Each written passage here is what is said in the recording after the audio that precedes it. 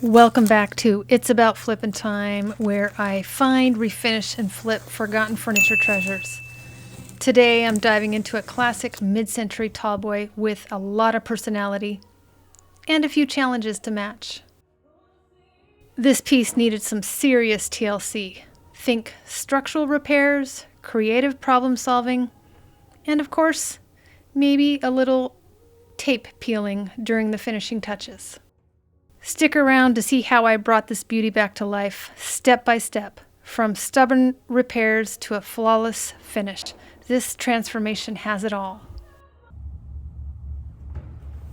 Well, this is the sister piece of the dresser I just did, and it's got some problems. Typically when I have a set, I don't like to do them matchy-matchy. Not sure what I'm gonna do with this, but it's not gonna be exactly like the other piece. But let me show you what we're working with. There's a couple things that we need to deal with.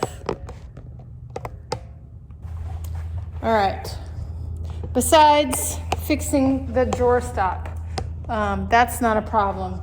We are missing a decent sized chunk of the veneer right here. I might be able to replace it with something I have.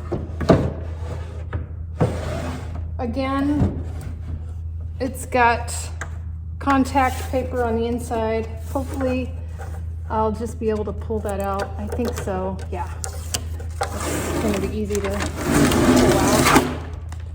That's not a problem. The top, again, is laminate, and it's got a few scrapes in it. The drawer fronts look pretty good, and I think just sanding those down, if I wanted to keep them wood, I can. It's just trying to figure out what to do. So, again, another cool piece. We're gonna make it look pretty. So let's, once again, let's get started.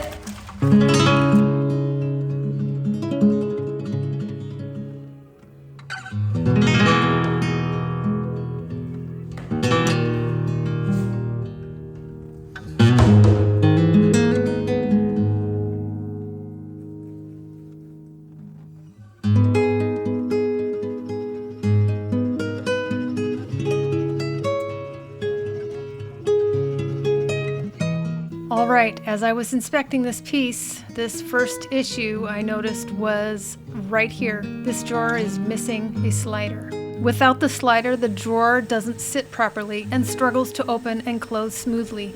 It's a small issue, but one that can make or break the functionality of this piece.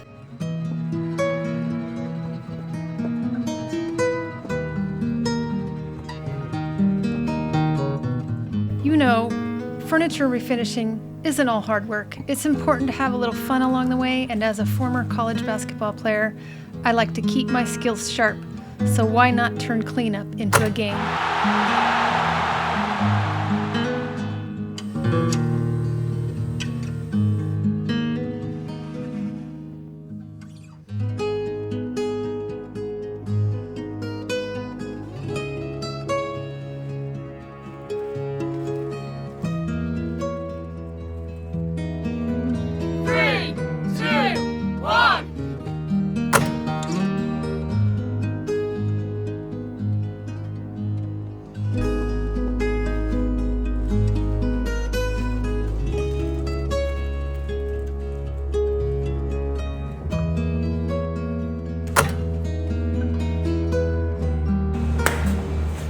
Take it.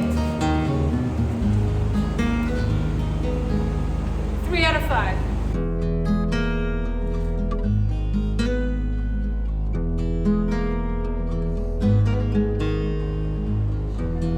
One of the great things about having a stash of old parts is that you never know when something will come in handy. I've had this drawer sitting in my scrap pile for a while, and guess what? It's about to save the day. This slider is in great condition, and it's just about the exact size I need to replace the missing one on this mid-century tallboy. Reusing parts like this not only saves money, but it also keeps old furniture pieces out of the landfill. Removing it is simple, just using a screwdriver to pry it off, and it's free to be repurposed. When you're flipping furniture, having a collection of scraps can be a game changer for small fixes like this. All right, let's get this slider installed and see how it works.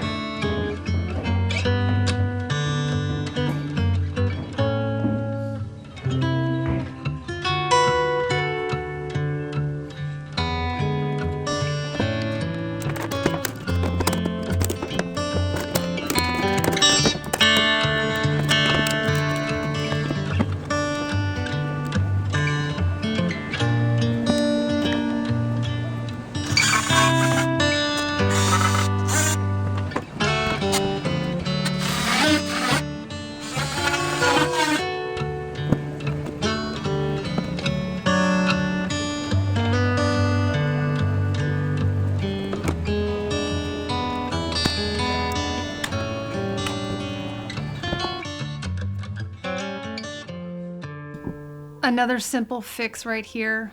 This will keep the drawer from sliding too far back and ensure it stays perfectly aligned when it's in place. So what I'm doing here is I'm placing the little stopper right on the edge. That way when I push the door into where I want it exactly, I will know where to glue in that door stopper. Just making sure when I remove the door that I don't move that little piece.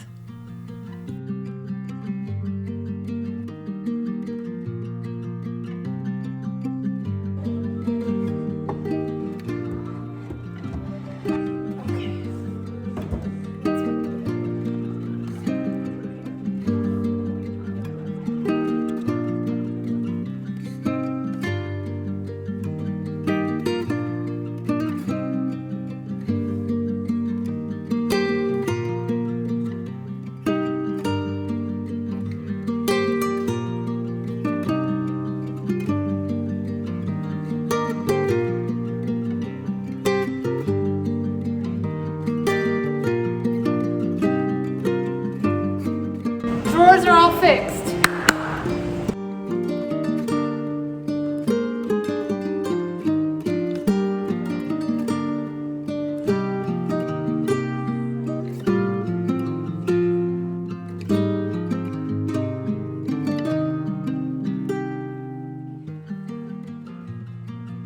Well, what do you know? We've got another repair to tackle. The base trim here has separated from the frame and bowed out a bit. It's not uncommon to see this in older pieces where the glue has weakened or the wood has shifted over time.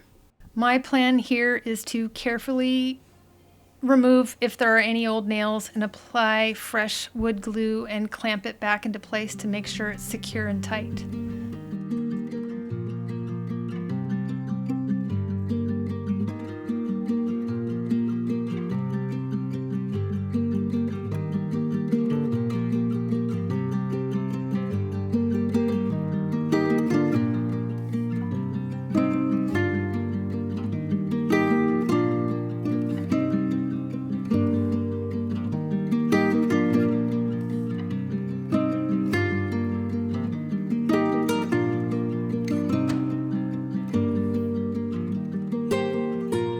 Well, that didn't work, so I'm going to grab my bigger clamps to push these apart. And as I did that, I found another problem. As you can see, as it's laying down that top upper right corner, the top of the dresser is not attached, so I will also have to address that. At this point, I'm feeling like one thing is leading to another. I just gotta hope that there is a finish line at some point.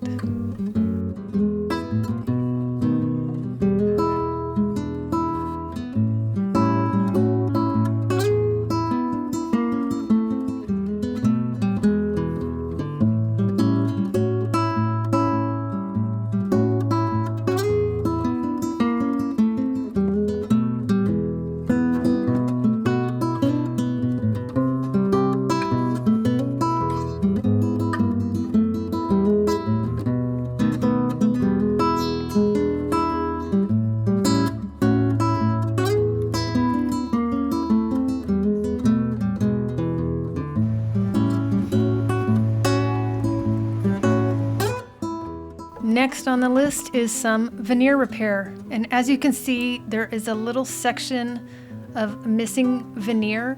Luckily, I have some veneer in stock that may not be the perfect match, but it's gonna work perfectly. I'm just using my X-Acto knife to cut out any of the jagged edges. That way, the piece I cut will be more of a straight, square, or rectangular piece. Applying some tape is a good way to trace out the missing part of the veneer, and I just use my pencil to lightly, I guess you could say, color it, and then apply the tape to the veneer and then just cut it out. Eventually gluing it and placing it on there.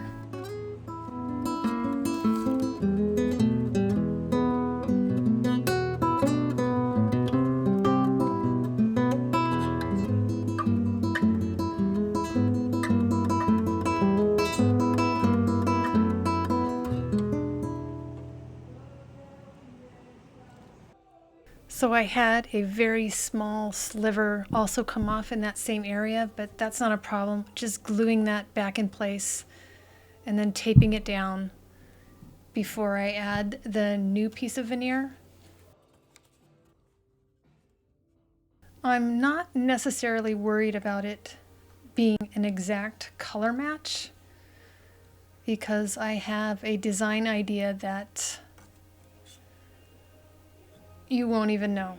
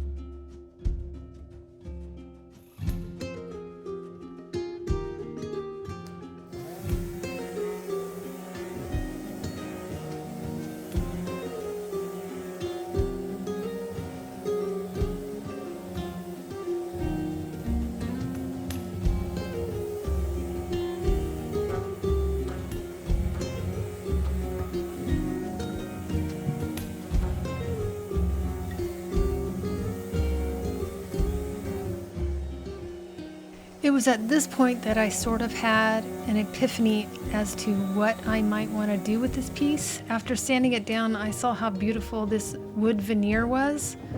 Originally, I was going to paint the sides and the top, but I definitely want to showcase some of that veneer. So as you can see right now, I've got some things going on in my head that I'm just working out.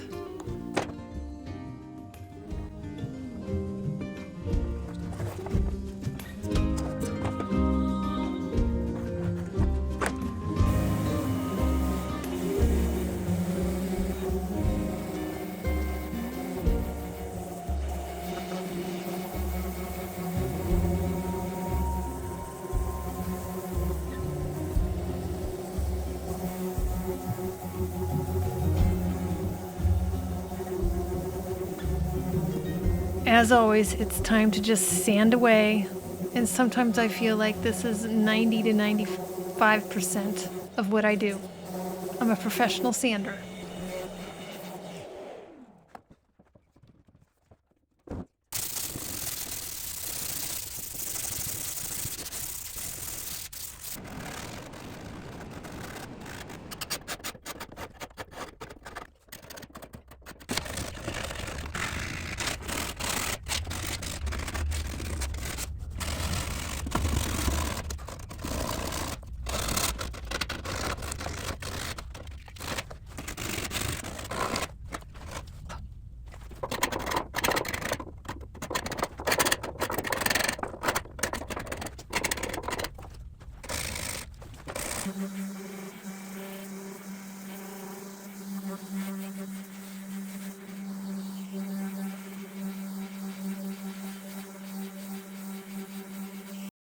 Okay, now I have that somewhat blank canvas to really have some fun.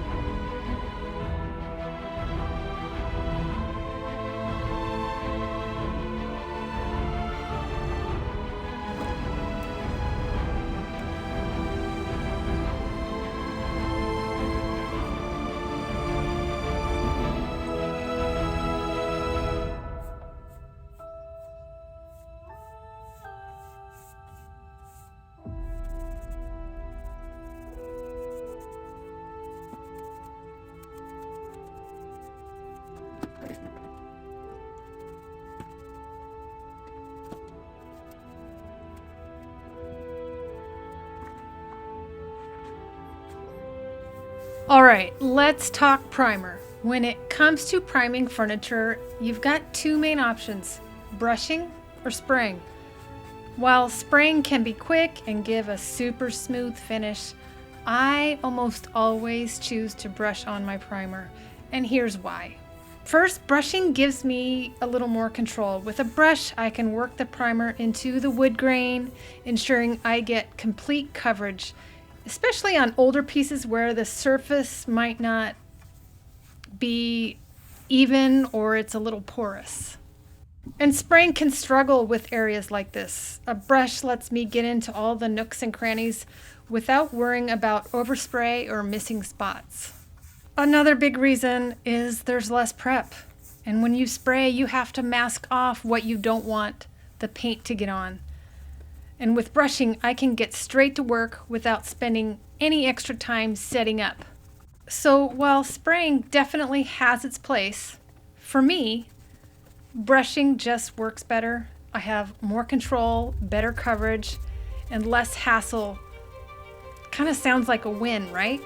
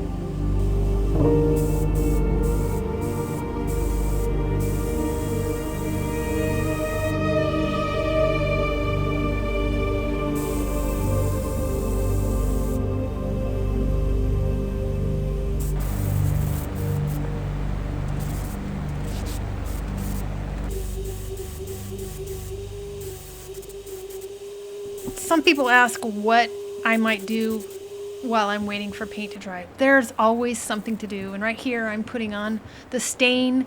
I'm going with General Finishes Antique Oak. I love the tone it's giving, and it's really making that wood grain pop, whereas the previous finish, you couldn't even see the wood grain very well. So I think this is going to be just gorgeous in the look that I'm going for.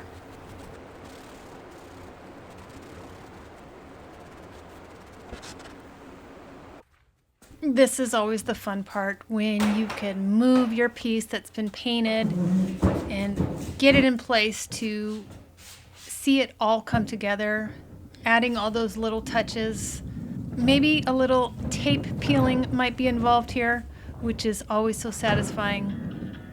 So enjoy.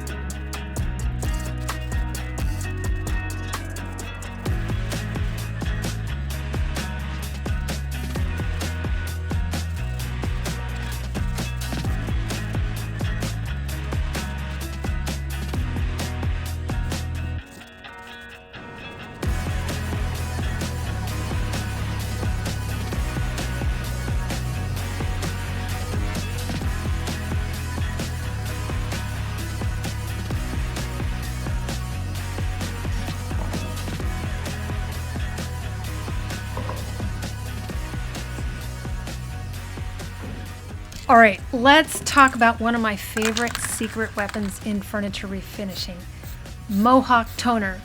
If you've never used it before, this stuff is a game changer, especially when you need it to even out wood tones or blend in repairs seamlessly. In this case, I'm using the toner to even out the color on the trim that's in between each drawer front. After making veneer repairs or sanding, you'll often get variations in wood tones, which can show through in your final finish. And this toner helps create a uniform base before sealing everything in.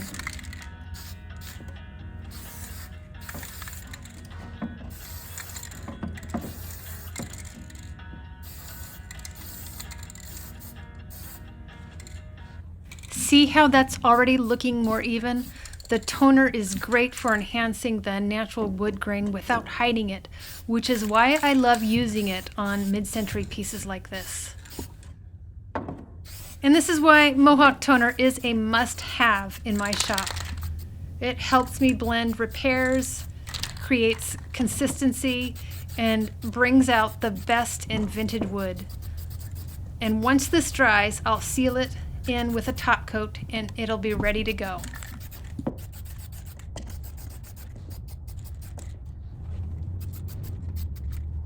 Another one of my favorite Mohawk products is the Blend-All Sticks.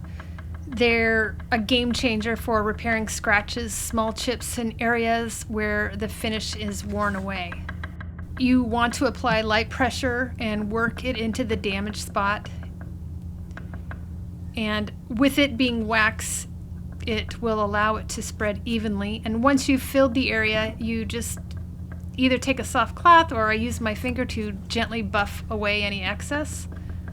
And this helps push the wax deeper into the grain and blend it seamlessly with the original finish. And once done, you obviously need to seal it properly to ensure durability. And I like to use the Mohawk Tone Clear finish, which helps it bond to the surface and locks in the repair without lifting the wax.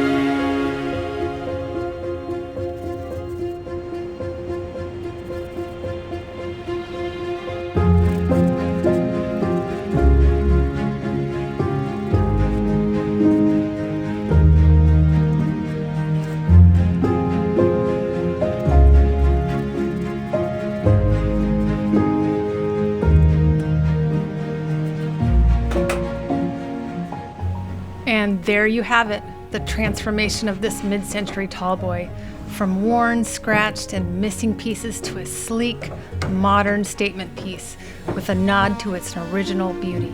This project was a labor of love, from repairing veneer and missing sliders to carefully refinishing the wood and adding a fresh, modern touch. Every step was worth it, and I love how it turned out. I hope you enjoyed following along with this transformation. Let me know in the comments if you would have kept its natural wood finish, or do you love that little modern painted accent? Thanks for watching, and I'll see you in the next project. Happy flipping.